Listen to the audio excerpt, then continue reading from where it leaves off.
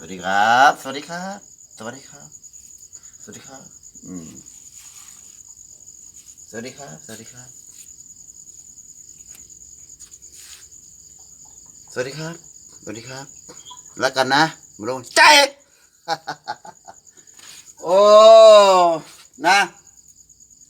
คนบนโลกวันนี้ค่ะกล้ากราบไหมกล้ากราบกล้ากราบกล้าคุยกล้า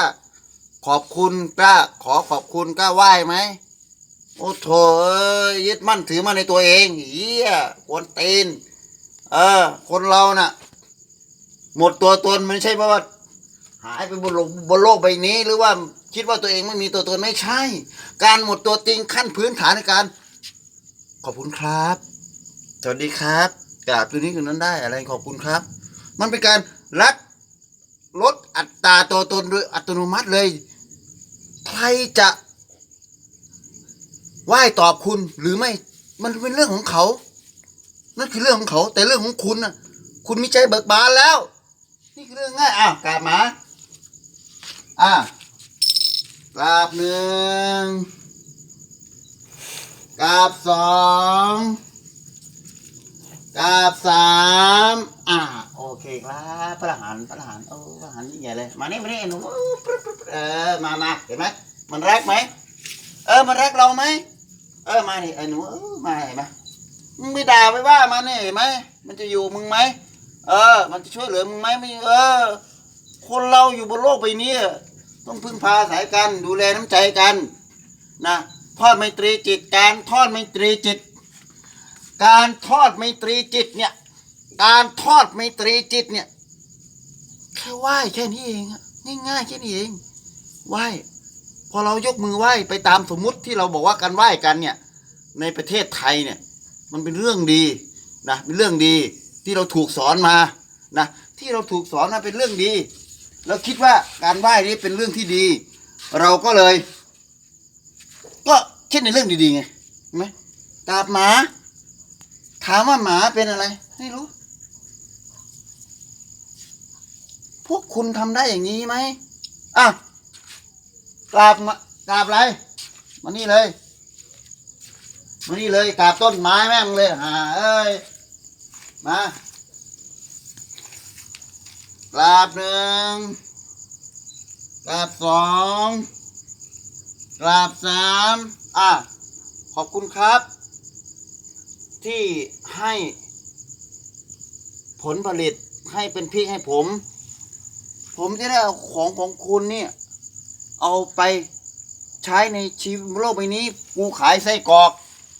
มีพริกแก้มไส้กรอกแม่งคัดคนสุดยอดเลยเห็นไหมเนี่ยกราบได้หมดเลยนี่คือการหมดตัวตนโดยอัตโนมัติไม่ใช่ไปอยู่ดีๆคิดว่ากูหมดตัวตนเหมือนไม่มีตัวตนเหี้ยมึงคิดเอาเองสัตว์หายควายเหี้ยโง่งี่เง่าเลยยังอวดฉลาดมึงคิดว่ามึงฉลาดแล้วเหรอมึงคิดว่ามึงปัญญาสูงเหรอโอ้คนเราน่ะคนเราน่ะต้องอ่อนน้อมถ่อมตนคนจีนนี่ครับผมเขาพูดเขาด่าว่าครับนะขอรับท่านขอได้โปรดพิจารณาท่านครับอะไรเงี้ยอ่อนน้อมถ่อมตนนะคนบนเบื้องสูงมันจะเมตตาเราเองไม่ใช่กูกูเก่งกูใหญ่การเป็นพระอรหันต์ไม่ใช่เป็นเรื่องที่แบบกูเก่งกูใหญ่ไม่ใช่อย่างนั้นมันเป็นเรื่องที่แบบว่าเราเข้าใจทุกสิ่งทุกอย่างหมดโลกใบนี้เราจะทำอะไรได้หมดทุกอย่างนะคลิปนี้ตั้งชื่อว่าคนบ้ากราบหมาแต่มีปัญญาคนบ้ากราบหมาแต่มีปัญญาที่อยู่ดูแลตัวเองได้มีปัญญาใช้ชีวิตได้มีปัญญาที่อยู่บนโลกใบนี้ได้แบบสบายชิวๆง่ายๆอยู่แบบสบายไม่ใช่ไปเครียดไปกุ้มเรื่องกับคนอื่นที่มันพูดมางั้นคนนี้พูดมางี้คนนี้พวกมึงเชื่อไปหมดแม่งเชื่อไปหมดเลยเวลาเขาพูดมา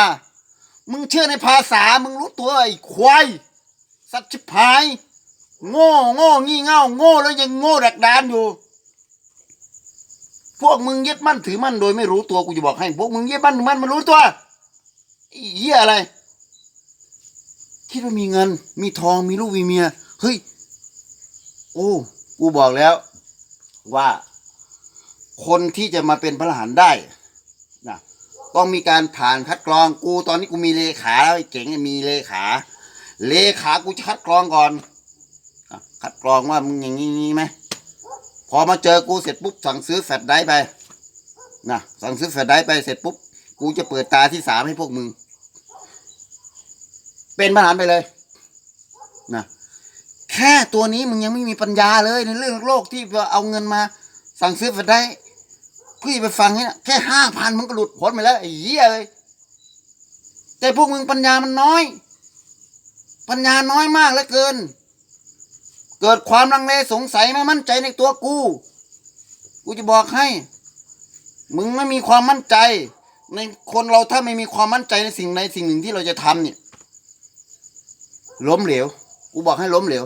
กูจะบอกให้ล้มเหลวเลยกูจะบอกให้อย่างหนึ่งนะกูจะบอกให้อย่างหนึ่งเอาเดินมาเนี่ยมาดูมาเปลี่ยนบรรยากาศบ้างไอ้เหี้ยเนี่ยเห็นไหมนะคนเราน่ะนะคนเราต้องมีปัญญาแบบโลกก่อนนะมีปัญญาแบบโลกมีปัญญาแบบโลกนะมีปัญญาแบบโลกว่าเวลาเราทำอะไรเนี่ยนะสิ่งที่เราให้ไปผลตอบแทนมาดูอัตโนมัติอย่างเราปลูกพริกนะนี่เองเราปลูกพริกเราก็ได้พริกเราก็ลงทุนไปเราก็ได้มาการสั่งซื้อแฟลชไดรฟ์ธรรมะอันสูงสุดเลยพวกมึงยังไม่กล้าเลยที่ทำแล้วมึงจะได้ไหมมึงจะได้พริกมากินไหมมึงจะได้พริกมากินไหมมึงลังเลสงสัยคนที่ลังเลสงสัยเนี่ยมันไม่สามารถเข้าถึงนิพพานได้กูจะบอกให้กูคือบุคคลที่เป็นช่างใหญ่ สวัสดีครับขอโทษที เห็นไหมกูเป็นช่างใหญ่ที่จะเจรไนเพชรพลอยก้อนหินกูไม่เจรไนกูไม่เอานะหน้าที่กูคือการเจรไนเพชรนะหน้าที่กูคือการเจรไนเพชรที่จะเป็นเพชรที่มีราคาสูงสุดพลอยหรือว่าอะไรเล็กน้อยเล็กก้อนหินกูไม่ทำไปก็ไม่ได้มีประโยชน์อะไรแล้วก็ไม่ได้มีค่าอะไรกูหาคนที่ยังเป็นเพชรมึงคิดว่ามึงเป็นเพชรจริงไหมมึงคิดว่ามึงเป็นเพชรจริงไหมไม่มีทางคนมันไม่เห็นการเกิดเวียนตายนะยังไม่เห็นไอ้อานุภาพการเวียนเกิดเวียนตายความน่ากลัวของการเกิดเวียนตายชีวิตมันเหลือน้อยมากมึงอายุเหลือเท่าไหร่มึงตายไปมึงเอาอะไรได้ไปได้ไหมเนี่ยกูพูดเรื่องจริงไหมเนี่ยมึงตายเอาอะไรไปได้ไหมโอ้เนี่ยคนเรานะโง่แล้วอย่างงี้เง่าอีกท่านอาจารย์แดงถึงบอกกูไปแล้วกูลาพวกมึงนู่นไปต่างประเทศเลยเพราะมันโคตรงี่เง่าต้องปล่อยให้กูต้องมาเก็บพวกมึงไอ้เหี้ยควายให้มันเหนือกว่าควายสิวะให้มันเหนือกว่าควายหน่อยให้รู้จักควายขึ้นมาเป็นคนบ้างนี่กูจะสอนได้พูดภาษามันเข้าใจแล้ว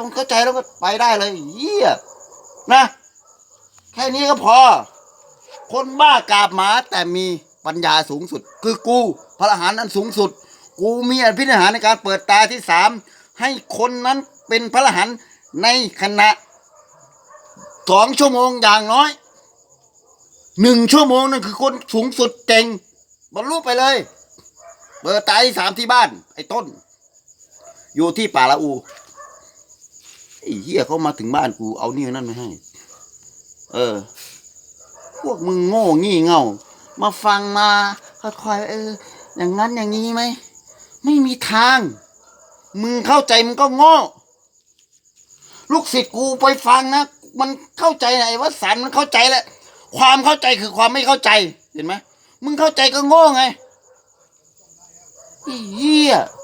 มึงคิดว่ามึงจะไปเรียนใน YouTube แล้วมึงเข้าใจเหรอกูบอกไม่มีทางแล้วใครที่เอาแฟลชไดรฟ์ที่เอาไปฟังแล้วไม่มีกูมาอธิบายให้ฟังไม่มีทางคุยสัตว์ชิบหายสิ่งที่กูพูดไปนี่ก็คืออะไรภาษาสมมติปรุงแต่งถ้ามึงเชื่อมึงก็โง่ควาย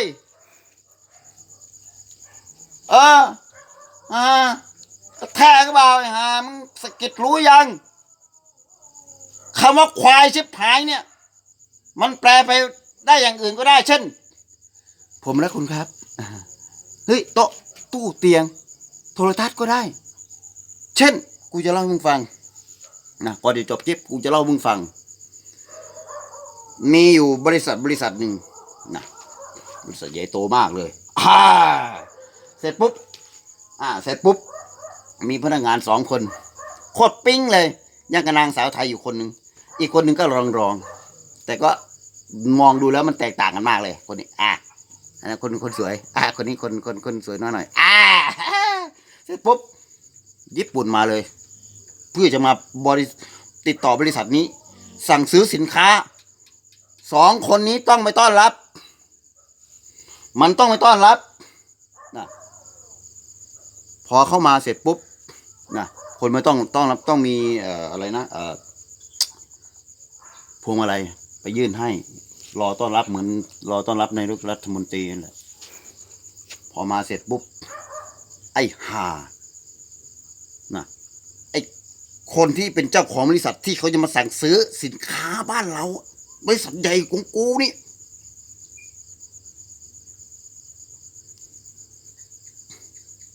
เขามองเห็นกูนี้โคตรสวยเลยโคตรสวยโคตรประทับใจเลยเหมือนยังกระดังยางจักรวาลเลยสวยมากเลยสวยโคตรสวยมากเลยพอมันเดินมาตกกระจายเลยจ๊ะเอ๋ตกใจขี้เลยไอ้คนไทยคนนี้ที่เป็นพนักงานที่เป็นสวยที่สุดตกใจเลยไอ้ห่ามึงว่ากูขี้เหร่ได้ไงวะกูสวยนะกูสวยนะทำหน้าหงอเลยอะไรกันนักกันหนาเฮ้ยมันไม่ยังไงกูหน้าตาดีนะเพื่อนกูยังหน้าตาไม่ค่อยดีเลยโอ้คำว่าขี้หนีเละมันแปลว่าสวยครับสวยและน่ารักทีนี้มันคิดอยู่ในใจอยู่มันคิดอยู่ในใจของมันคิดอยู่ทีนี้มันทำอะไรไม่ได้เพราะอะไรมันเป็นพนักงานที่แบบต้องมาต้อนรับแล้วทำไงก็ไม่ได้ทำไงหรอกก็เพื่อนมันสะกิดเหมือนกูเตือนมึงละเหมือนกูเตือนพวกมึงไอ้เหี้ยควายเหมือนกูเตือนมึงเฮ้ยไม่ใช่คำว่าขี้ในเล็บไปว่าสวยมันยิ้มแป้นเลยมันยื่นดอกไม้มาเลยโอ้โหมันปลื้มเลยเนี่ยเบิกบานไหมจบข่าวไหมโอเคจบ